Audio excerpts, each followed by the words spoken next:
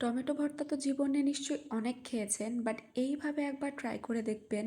বিশ্বাস করেন এটা এত মজা, একদম কক্সবাজারের সেই হোটেলের স্টাইলের টমেটো ভর্তা। প্রথমে প্যানে সরিষার তেল গরম করে এর মধ্যে দিয়ে দিতে হবে টমেটো। টমেটোগুলোকে আমি মাঝখান থেকে কেটে নিয়েছি। সাথে দিলাম 3 কোয়া রসুন। এবার টমেটোগুলো আর রসুনগুলোকে তেলের মধ্যে একদম ভেজে নিতে হবে পোড়া পোড়া করে, যেন একটা সুন্দর স্মোকি ফ্লেভার আসে। রসুনগুলো আগেই ভাজা হয়ে গেছে, তাই রসুনগুলোকে আগে উঠিয়ে রাখলাম। এরপর টমেটোগুলোকে আরেকটু ভেজে তারপরে উঠিয়ে নিতে হবে। এবার টমেটোগুলোকে ম্যাশ করে নিতে হবে। আপনাদেরও যদি আমার মতো ধৈর্য কম থাকে তাহলে একটা কাঁটা চামচ দিয়ে এই গরম টমেটোগুলোই এইভাবে ম্যাশ করে নেবেন। এরপর ওই একই প্যানে সরিষার তেলের মধ্যে 2টা শুকনো মরিচ দিয়ে দিব। শুকনো মরিচগুলোকে ভালোভাবে ভেজে উঠিয়ে রাখবো।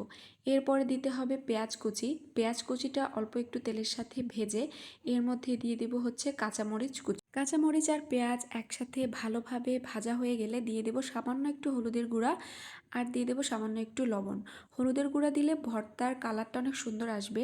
এরপরে ওই ম্যাশ করে রাখা টমেটোগুলো দিয়ে দিব। এবার নেড়েচেড়ে টমেটোর ভেতরে থাকা পানিগুলোকে শুকিয়ে নিতে হবে। এরপরে আমি দিয়ে দেবো যে শুকনো মরিচটা ভেজে রেখেছিলাম সেটা গুঁড়া করে দিয়ে দিলাম।